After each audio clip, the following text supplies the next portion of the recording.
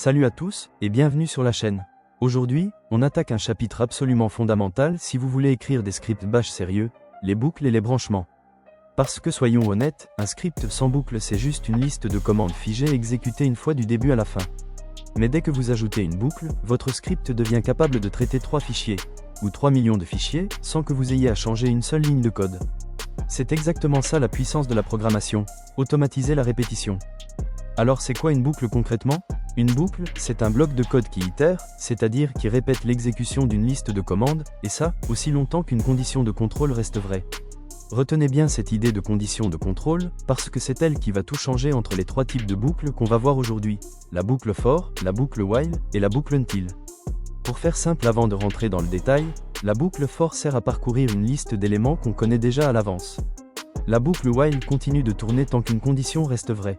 Et la boucle until, à l'inverse, continue de tourner jusqu'à ce qu'une condition devienne vraie. 3 logiques différentes, pour 3 situations différentes. On commence par la plus utilisée en bash, la boucle for.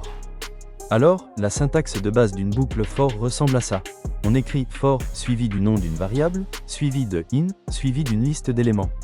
Ensuite, on ouvre le bloc avec do, on met nos commandes, et on ferme avec done. Et attention, c'est un point vraiment important pour ceux qui viennent du langage C. En bash, la boucle for ne fonctionne pas par défaut avec un compteur du style i égale 0, i inférieur à 10, i++. Non, ici, la variable qu'on a définie va prendre successivement la valeur de chaque élément présent dans la liste. Un tour de boucle, un élément. Autre détail syntaxique à connaître. Si vous décidez de mettre le do directement sur la même ligne que le for, il faut impérativement ajouter un point-virgule juste avant. Sinon, bash va vous renvoyer une erreur de syntaxe. Prenons un premier exemple très simple, pour bien visualiser. Imaginez qu'on veuille afficher les planètes du système solaire, une par une. On écrit for planet in Mercure, Vénus, Terre, Mars, Jupiter, Saturne, Uranus, Neptune, et on fait un do, un écho de la variable planète, et un done.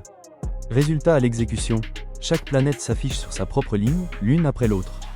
Simple, lisible, efficace. Maintenant je veux vous montrer un piège très classique, celui des guillemets. Si au lieu d'écrire notre liste de planètes normalement on met des guillemets autour de toute la liste, eh bien la bash ne va plus voir 7 éléments séparés. Il va voir un seul et unique élément, la chaîne de caractères complète. Résultat, la boucle ne va tourner qu'une seule fois et on va afficher toute la phrase d'un coup. C'est ce qu'on appelle le word splitting, la séparation des mots. Les guillemets empêchent cette séparation. Donc retenez bien. Où vous placez vos guillemets dans une boucle for a un impact énorme sur son comportement. Deuxième exemple un peu plus concret, boucler sur une liste de fichiers stockés dans une variable.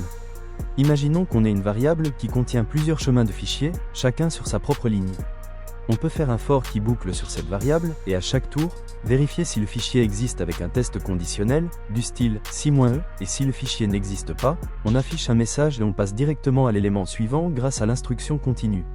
Sinon, on liste les détails du fichier avec la commande ls. C'est un pattern qu'on retrouve énormément dans les scripts d'administration système et de vérification d'intégrité. Troisième exemple, et celui-là est particulièrement utile si vous faites de la cybersécurité ou de l'administration réseau. La boucle for avec les caractères joker, aussi appelé le globbing. On peut écrire for fichier in-étoile.sh, do, EchoScript trouvé, et le nom du fichier, done. Ici, bash va automatiquement remplacer étoile.sh par la liste réelle de tous les fichiers avec l'extension .sh présent dans le dossier courant.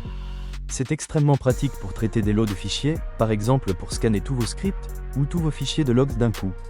Et pour finir sur la boucle for, sachez que bash propose aussi une syntaxe alternative, dite à la C, avec une double parenthèse. On écrit for, double parenthèse ouvrante, i égale 1, point virgule, i inférieur ou égal à 10, point virgule, i++, double parenthèse fermante. Cette fois, on retrouve la logique classique du compteur, comme en langage C ou en Java. Et petite subtilité, à l'intérieur des doubles parenthèses, on n'a pas besoin de mettre le symbole $ devant le nom de la variable. C'est une exception dans la syntaxe bash. Passons maintenant à la deuxième boucle, la boucle while. Contrairement à la boucle for, qui parcourt une liste connue à l'avance, la boucle while teste une condition au tout début de chaque tour, et elle continue de s'exécuter tant que cette condition reste vraie, c'est-à-dire tant que son code de sortie est égal à 0. La syntaxe ressemble beaucoup à celle du for. On écrit while, suivi de la condition entre crochets, puis do, les commandes, et done. La boucle while, c'est votre meilleur ami dans toutes les situations où vous ne savez pas à l'avance combien de fois la boucle va devoir tourner. Par exemple, lire un fichier ligne par ligne sans savoir combien il contient de lignes, attendre une réponse spécifique de l'utilisateur, ou encore surveiller en continu l'état d'un service réseau. Prenons un exemple simple, un compteur qui part de 0 et une limite fixée à 10. On écrit while, la condition compteur inférieur à limite, entre crochets, do, on affiche la valeur du compteur, on incrémente le compteur de 1 et donne. À chaque tour, bash réévalue la condition. Dès que le compteur atteint la limite, la condition devient fausse et la boucle s'arrête automatiquement. Autre exemple très parlant, l'interaction avec l'utilisateur. Imaginons qu'on veuille redemander une valeur à l'utilisateur tant qu'il n'a pas tapé le mot « fin ». On écrit while, la condition, la réponse est différente de fin, do, on affiche un message, on lit la réponse avec la commande read, et on recommence jusqu'à ce que l'utilisateur tape effectivement fin. Là, il est impossible de savoir à l'avance combien de fois la boucle va tourner, ça dépend entièrement du comportement de l'utilisateur. C'est exactement le cas d'usage parfait pour un while. Et je vous garde le meilleur pour la fin de cette partie, la combinaison while et read, un duo redoutable pour parseur des fichiers, ligne par ligne. C'est le pattern à connaître absolument si vous scriptez pour la cybersécurité ou l'administration système, par exemple pour analyser un fichier de logs ou une liste d'adresses IP. On écrit while read-r, une variable qui va recevoir chaque ligne, do, on traite la ligne, donne, et à la fin, on redirige le fichier en entrée avec le symbole inférieur à, suivi du nom du fichier. Chaque ligne du fichier est alors lue une par une, et traitée individuellement à chaque tour de boucle. On peut aussi faire la même chose avec un pip, en redirigeant la sortie d'une commande comme cat, directement vers notre boucle while. Passons maintenant à la troisième et dernière boucle, la boucle until. Et celle-ci, il faut bien la comprendre, parce qu'elle fonctionne exactement à l'inverse de la boucle while.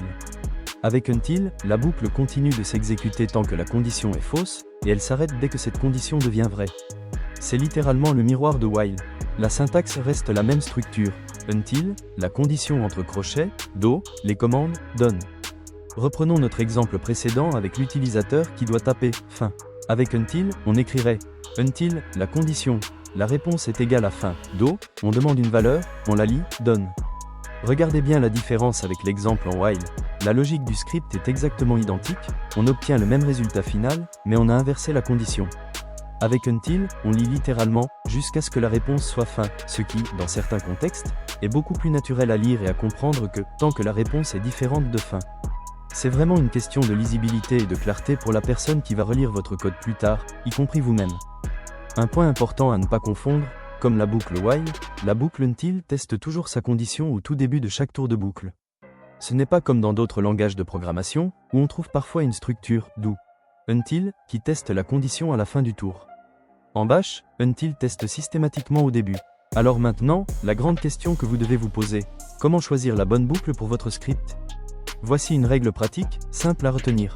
Si vous connaissez le nombre d'itérations à l'avance, ou si vous avez une liste fixe d'éléments à parcourir, que ce soit des fichiers, des mots, ou une plage de nombres, choisissez la boucle for. Si le nombre d'itérations est inconnu, et que vous voulez continuer tant qu'une condition reste vraie, choisissez while. Et enfin, si le nombre d'itérations est inconnu, mais que vous voulez continuer jusqu'à ce qu'une condition devienne vraie, choisissez until. Mais honnêtement, en pratique, ces trois boucles sont tellement flexibles en bash qu'il n'y a jamais vraiment de mauvaise réponse. Le choix final dépend surtout de ce qui va rendre votre script le plus lisible et le plus naturel à comprendre, pour vous et pour ceux qui liront votre code après vous. Pour résumer tout ce qu'on vient de voir, la boucle for, avec sa syntaxe for variable in list, sert à parcourir une liste connue, que ce soit des fichiers, des mots, une plage de nombres, ou même la syntaxe à la C avec les doubles parenthèses. La boucle while continue tant que la condition reste vraie, et c'est parfaite pour lire un fichier ligne par ligne, ou pour interagir avec l'utilisateur. Et la boucle until continue jusqu'à ce que la condition devienne vraie, c'est l'inverse exact du while, utile principalement pour la clarté et la lisibilité de votre code. Dans la prochaine vidéo, on ira encore plus loin, avec les boucles imbriquées, c'est-à-dire des boucles à l'intérieur d'autres boucles, et le contrôle du flux d'exécution avec les instructions break et continue. Si cette vidéo vous a aidé à mieux comprendre les boucles en bash, n'hésitez pas à laisser un pouce bleu et à vous abonner à la chaîne, ça aide énormément à faire grandir ce contenu. Et dites-moi en commentaire, est-ce que vous utilisez plutôt for ou while dans vos scripts au quotidien? On se retrouve très bientôt pour la suite de cette série sur le bash scripting. À très vite.